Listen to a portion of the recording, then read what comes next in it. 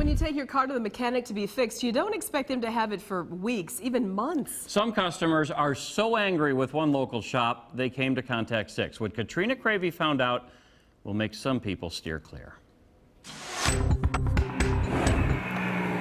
From the outside, Unique Custom Car Care on 24th and Capitol looks good. It's under new management, just like the other location on 90th and Brown Deer Road. But first, talk to their customers who had their cars stuck there for months and say their rides are worse now. They say everything worked, except that we just can't start it. I said, I know why y'all can't start it. Y'all taking parts off my truck. My car did start up when I brought it in. It just, overheated. But now I can't even start it up, period. I mean, they even took the battery out. I had to go and get another battery. Besides Jackie Jordan and Kendra Armstrong, Contact 6 has received 7 other similar complaints, most filed this spring. Digging deeper, we found the frustrations running high, extremely high. Jackie says over the time he waited for his Jeep, he saw other customers in a rage. The guy that brought the car in, he said, now, I want my car fixed right and I want it fixed now. He said, I want the owner of that shop and everybody else to come out of here and I'm going to whoop their ass one by one. Or if not, I'm going to shoot this place all across. Customers threatening violence, but it was the owner who pulled the trigger. Anthony Smith confessed to shooting a man who came in to see about his sister's car.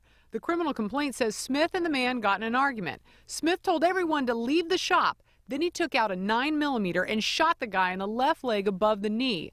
Smith is out on bond and scheduled to be sentenced in August. He really needs to be exposed and punished for what he's doing. I always heard that Contact 6, get the job done. At least they'll do something about it. But when neither Anthony or his wife responded to our letters and calls, I went to talk to them. I left some messages, but nobody's called me back. Is Allison or Anthony here?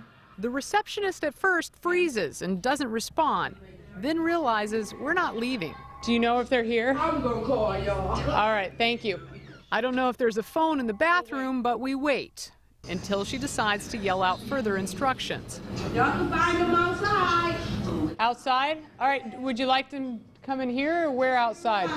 I'm a little nervous to meet the owner in another location, given his past, but once she says the garage, I figure it's out in the open. Is Anthony or Allison here, the owners of the shop?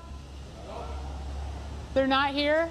The receptionist just told me to come into the garage, that they'd meet me out here. So it's back to the lobby. No one is there. I go back outside and the garage door is shutting. Luckily, the side door isn't locked. I sent letters, I made phone calls, and no one's responding. Well, like I said, you have to talk to the owner and everything. I couldn't tell you everything.